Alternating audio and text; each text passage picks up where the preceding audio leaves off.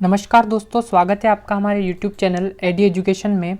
बाल विकास एवं शिक्षा शास्त्र, चाइल्ड डेवलपमेंट एंड पेडागोगी की क्लास चल रही है और 100 प्रश्न हो चुके हैं। उस क्लास में हमने YouTube चैनल एडी एजुकेशन है हमारा, वहाँ पर अपलोड कर दी है और बहुत ही अच्छे लाइक और कमेंट आ रहे हैं वीडियो पर। तो देखते रहिए हमारे YouTube चैनल एडी एजुकेशन को, लाइक करें, सब्सक्राइब करें और अधिक शेयर करें इन वीडियो को। बहुत ही सिलेक्टेड और एडवांस प्रश्न लेकर आ रहे हैं हम। फ्री पीडीएफ के लिए आप हमारे टेलीग्राम चैनल, जिसकी लिंक डिस्क्रिप्शन में दी है, वहां से ज्वाइन कर लीजिएगा। आपको फ्री पीडीएफ बिल्कुल प्राप्त होगी। ना ही कोई हमारा प्लस कोर्स है, ना उस पर कोई रेफरल कोड है। प्लस कोर्स ही नहीं है तो उस पर कोई रेफरल कोड तो होगा ही नहीं, ठीक है। तो ये बिल्कुल फ्री क्लासेस चल रही है और ना ही कोई आपका पेड कोर्स वगैरह कुछ भी है। ये आपकी बिल्कुल फ्री क्लास हम लेकर आए हैं आपके लिए, सिलेक्टेड क्वेश्चन और एडवांस क्वेश्चन की। तो देखते हैं आज का पहला क्वेश्चन क्या है आपके सामने स्क्रीन पर। पहला जो क्वेश्चन है वो है, पियाजे ने बालक के विकास का प्रथम चरण किसे माना। ठीक है, पियाजे ने बालक के विकास का प्रथम चरण किसे माना। मूर्त प्रयोगों के काल को, अंतर्ज्ञान के विचार के काल को, संवेदीगात्मक अनुकूलन को और व्यवहारिक प्रयोगों के काल को। ठीक है, ये 4 ऑप्शन है आपके सामने, इनमें से एक सही आंसर है वो बताना है आपको।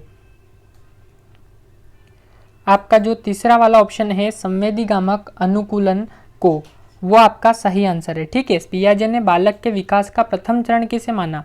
पियाजे ने बालक के विकास का प्रथम चरण जो माना है वो संवेदीगामक अनुकूलन को माना है। ठीक है, यह आपका अनुकूलन है, यहाँ पर अनुकूलन।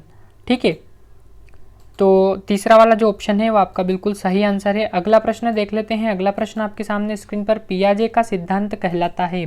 ठीक है, पियाजे का सिद्धांत क्या कहलाता है ये पूछा है यहाँ पर। बौद्धिक विकास का सिद्धांत कहलाता है, भावात्मक विकास का सिद्धांत कहलाता है, अवस्था विकास का सिद्धांत कहलाता है या संज्ञात्मक विकास का सिद्धांत कहलाता है। ठीक है, तो आपको 4 ऑप्शन में से एक जो सही आंसर है वो बताना है। तो आपका जो संज्ञात्मक विकास का सिद्धांत है वो पियाजे का सिद्धांत है। पियाजे ने सिद्धांत दिया है संज्ञात्मक विकास का, तो पियाजे का जो सिद्धांत है वो कहलाता है आपके, ये सिद्धांत कहलाता है संज्ञात्मक विकास का सिद्धांत। चौथा वाला जो ऑप्शन है वो आपका बिल्कुल सही आंसर है। देखते हैं अगला प्रश्न।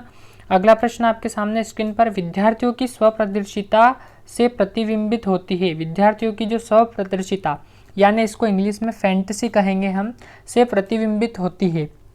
ठीक है, उनकी दबी इच्छाएं, उनकी वयवृत्तियां, ठीक है, उनकी छुपी प्रतिभाएं और उनकी कल्पनाशीलता। यानी कि विद्यार्थियों की स्वप्रदर्शिता किनसे प्रतिबिंबित होती है।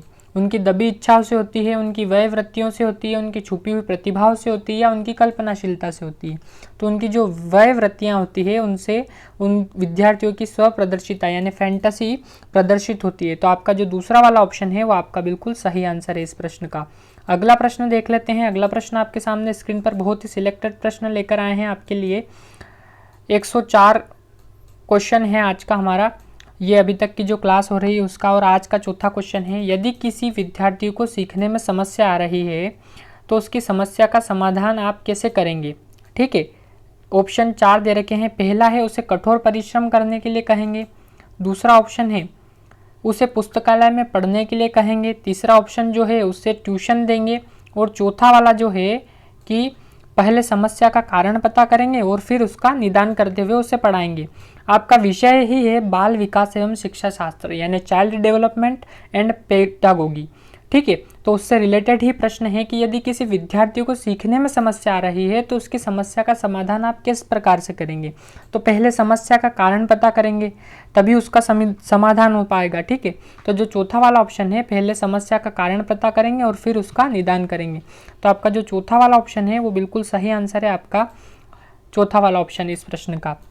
अगला प्रश्न देख लेते हैं। अगला प्रश्न आपके सामने स्क्रीन पर है, 105वां क्वेश्चन है ये, घर में अंतर संबंध समस्याग्रस्त होने पर विद्यार्थी भी तनावग्रस्त हो जाता है। पहला ऑप्शन। दूसरा ऑप्शन है आपका कि घर में अंतर संबंध समस्याग्रस्त होने पर विद्यार्थी प्रसन्न रहता है, अप्रभावित रहता है या निश्चित रूप से कुछ कहा नहीं जा सकता। ठीक है, तो घर में अंतर संबंध समस्याग्रस्त होने पर विद्यार्थी भी तनावग्रस्त हो जाता है। जो पहला वाला जो ऑप्शन है वो आपका सही आंसर है इसका, कि घर में अंतर संबंध समस्याग्रस्त यानी समस्या होती कुछ भी तो विद्यार्थी जो होता है वो तनावग्रस्त हो जाता है। ठीक है, पहला वाला जो ऑप्शन है वो आपका सही आंसर है। अगला प्रश्न देख लेते हैं।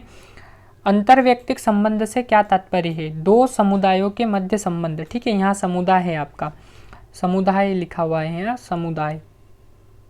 ठीक है, इस जगह तो दो समुदायों के मध्य संबंध, दो जातियों के मध्य संबंध, या आपका दो व्यक्तियों के मध्य संबंध, या दो परिवारों के मध्य संबंध। ये चार ऑप्शन है। अंतर्वैयक्तिक संबंध से क्या तात्पर्य?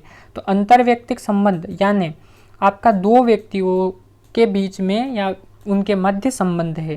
जो तीसरा वाला ऑप्शन है वो आपका सही आंसर है। दो व्यक्तियों के मध्य संबंध है यानी उनके बीच में संबंध है, वो अंतर्वैयक्तिक संबंध कहलाता है।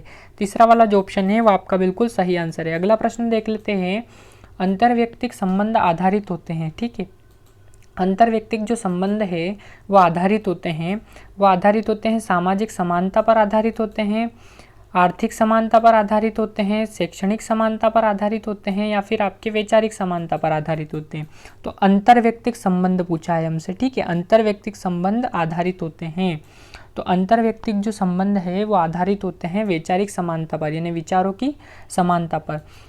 यानी कि अंतर्वैयक्तिक संबंध होता क्या है? तो हमने पहले वाले प्रश्न में बताया आपको कि दो व्यक्तियों के मध्य संबंध, और ये आधारित काय पे होते हैं? तो वैचारिक समानता यानी दो व्यक्तियों के मध्य विचारों की समानता पर आधारित होते हैं अंतर्वैयक्तिक संबंध। ठीक है, जो चौथा वाला जो ऑप्शन है वो आपका बिल्कुल सही आंसर है। अगला प्रश्न देख लेते हैं। अगला प्रश्न आपके सामने स्क्रीन पर, आपका एक शिक्षक मित्र अपने जीवन में निराश हो चुका है। ठीक है, प्रश्न ध्यान से पढ़िएगा। आपका एक शिक्षक मित्र अपने जीवन से निराश हो चुका है, तो आप उसकी सहायता कैसे करेंगे? ऑप्शन पहला है उसे धन देकर, उसे छुट्टी दिलाकर, उसके भीतर नवीन आशा का संचार करके, या उसे डांटकर। ठीक है, तो इस प्रश्न का आंसर है उसके भीतर नवीन आशा का संचार करके। यदि आपका एक शिक्षक मित्र अपने जीवन से निराश हो चुका है तो आप उसकी सहायता इस प्रकार करेंगे कि उसके भीतर नवीन आशा का संचार करेंगे। ठीक है, तो तीसरा वाला जो ऑप्शन है इस प्रश्न का वही आपका सही आंसर है। अगला प्रश्न देख लेते हैं। आपके सामने स्क्रीन पर आज का 9वां क्वेश्चन और अभी तक की जो क्लासेस है उसका 109वां क्वेश्चन। आपके किस छात्र के माता पिता अभिभावक दिवस पर कभी भी विद्यालय नहीं आते? इस पर आप क्या करेंगे? उन्हें कड़ा पत्र लिखेंगे, छात्र को कड़ी फटकार लगाएंगे यानी डांटेंगे, उनके घर जाएंगे और उनसे बातचीत करेंगे, या इस घटना की उपेक्षा कर देंगे। ठीक है, चार ऑप्शन दे रखे हैं। आपके किसी छात्र के माता पिता अभिभावक दिवस, ठीक है, पर भी कभी विद्यालय नहीं आते, इस पर आप उन्हें क्या करेंगे या क्या कहेंगे उन्हें? ठीक है, ये चार ऑप्शन दे रखे हैं, उनमें से आपको आंसर बताना है। तो तीसरा वाला ऑप्शन है वो इसका सही आंसर है, उनके घर जाएंगे और उनसे बातचीत करेंगे। ठीक है, तीसरा वाला जो ऑप्शन है वो इस प्रश्न का सही आंसर है। आज का आखिरी प्रश्न, बहुत ही सिलेक्टेड और एडवांस प्रश्न लेकर आए हैं हम आपके लिए, और आगे की क्लासों में लेकर आते रहेंगे। देखते रहिए हमारा यूट्यूब चैनल एडी एजुकेशन। आज का आखिरी प्रश्न देख लेते हैं। आपका एक छात्र अपने किसी पारिवारिक समारोह में आपको आमंत्रित करता है। यह बिल्कुल चाइल्ड डेवलपमेंट एंड पेडागोगी यानी बाल विकास एवं शिक्षा शास्त्र से रिलेटेड ही आपके प्रश्न हैं, और बहुत ही सिलेक्टेड यानी बहुत ही एडवांस क्वेश्चन है, और बहुत ही इनको छांट कर लाए हैं हम। इसका ऑप्शन पहला देख लेते हैं। विनम्रता पूर्वक मना कर देंगे, अवश्य जाएंगे, यदि आपके अन्य साथियों को भी आमंत्रित किया गया है तभी जाएंगे, या फिर यदि कोई अन्य जा रहा होगा तभी जाएंगे।